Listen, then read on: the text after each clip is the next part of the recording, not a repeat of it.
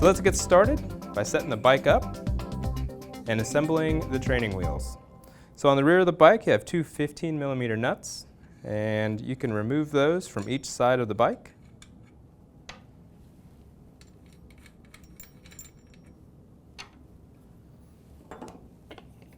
And you're going to make sure that the training wheel bracket brace is still in place, and then slide the training wheel onto the axle.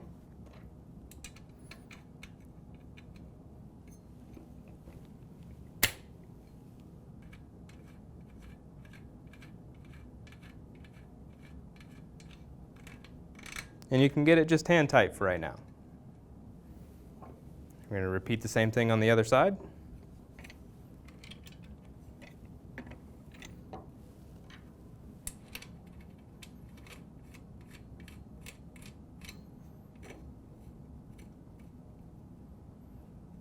And now you're going to level them out just a little bit. Do this by adjusting the training wheels up and down. And you want them to match about the same distance on both sides. Then using the included tool, tighten them down.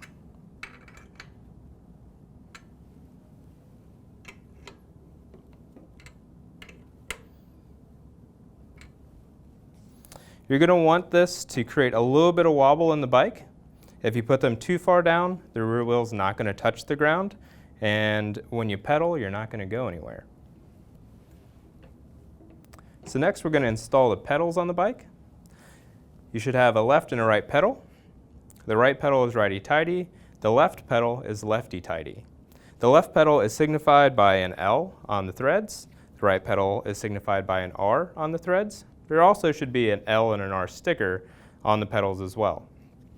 The left pedal is always signified by additional marks on the surface of the metal. So you'll see 3 marks on each area where you would apply the wrench.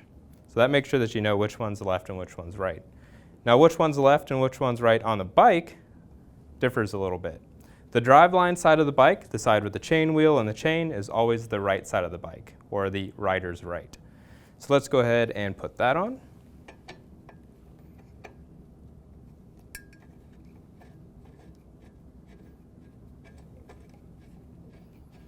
I recommend doing this by hand at first, just to make sure that you get everything in there and you don't accidentally strip the threads by using a wrench right off the bat.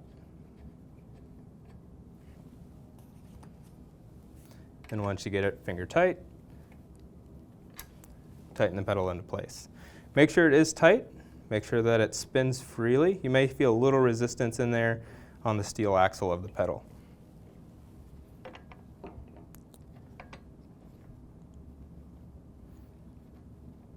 Going to do the left side now. Remember, it is lefty-tighty when spinning the pedal on, not righty-tighty. Do this by hand so that you don't mess up the threads. And then tighten once you get it as hand tight as you can.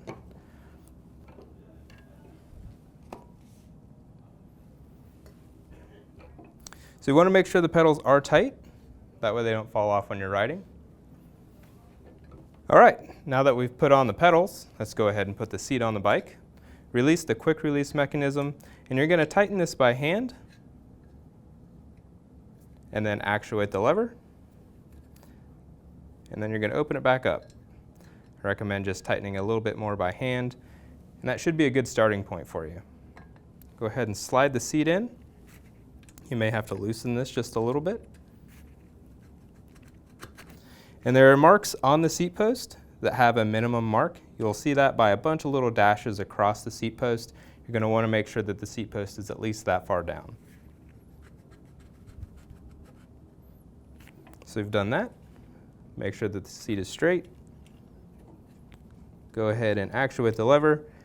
This should be slightly difficult to close and not very easy. Once you make sure that it's on there, the seat shouldn't move. That makes sure that the rider is safe when they're on the bike. Now we're going to go ahead and do the handlebars and front brakes. So go ahead and rotate the fork of the bike so that the braking mechanism is in the front. And go ahead and get your handlebars out. And take off the protective sheath that's on the handlebar stem. And you may have to loosen the 15mm bolt right here a little bit so that you can fit everything down into the down tube. There are also minimum marks on here, also signified by dashes that go across. So just make sure that it's down that far. You can adjust this up and down as the rider needs, as long as the minimum mark is still inside the head tube. We're going to tighten that up just to hold it in place while we adjust it. It's also a 15mm, and it's included in your tool. And then we're going to put the brakes on. So you'll notice that there are multiple openings in the two different pieces of hardware for the brakes. So you're going to line the openings up with this, and then insert the cable through this piece here as well. And then there is a boss on the bottom that the cable locks into. So you'll see the pill that's on the end of the cable would go in there. All right, so in order to put the cable into the hand lever, we're going to loosen up the brake cable on the braking mechanism. So start by removing this bolt here. And actually, you don't have to remove it all the way, you just need to get it loose enough so that it lets all the tension go. You're going to have a little bit of free play here so that the wire can move around. During this process, we also want to make sure that the cable stays inside of any of the bosses that it's connected to. Because if it gets stuck out here and you tighten everything up, then it'll eventually slip in here and then the brakes won't work correctly because they'll be too loose. So at this point, we'll move up to the lever, put the pill into the lever, and then you're going to pull through the slot in the lever, through the slot in the keep bolt, and into the other boss on the other end. Once you have it through, you can adjust these so that the wire can't escape out of the lever. Make sure that that wire housing goes into the boss up here and into the boss down here. We're going to come back down to the brakes, and we're going to close the brakes onto the wheel. If you have small hands, you might want to have someone help you with this while you tighten the cables up. My hands are about medium size for a guy, and I can usually do it pretty easily. So we're going to go ahead and just kind of tug on the wire just to get it down as far as possible, making sure once again to keep the cable housing in any of the bosses, and then we're going to tighten this up.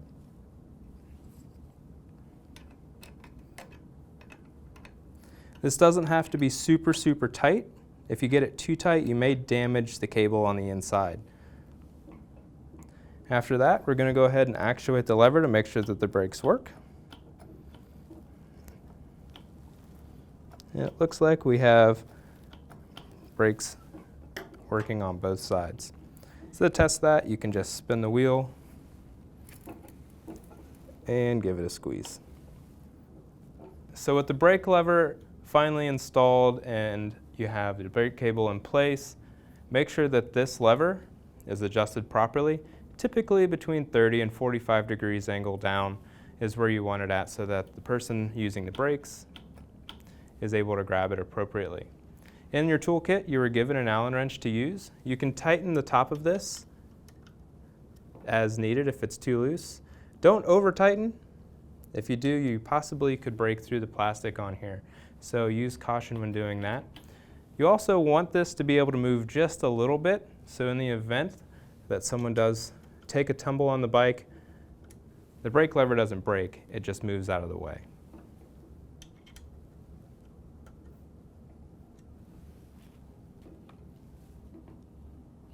You don't want it too loose that it moves really freely, but you do want it just a little bit so that it can move down and out of the way in the event that the handlebars come in contact with the ground. Last thing to check is tire pressure.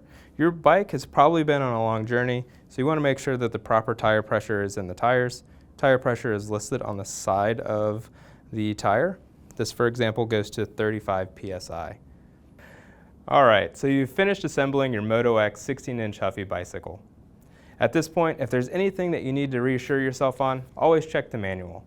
The manual has more information in it on every part of your bicycle, and it has a spare parts list if you need any. Once again, this is JB from Huffy. I hope you enjoy your new bicycle. Remember to always wear a helmet and always obey local laws. Now get out there and have some fun.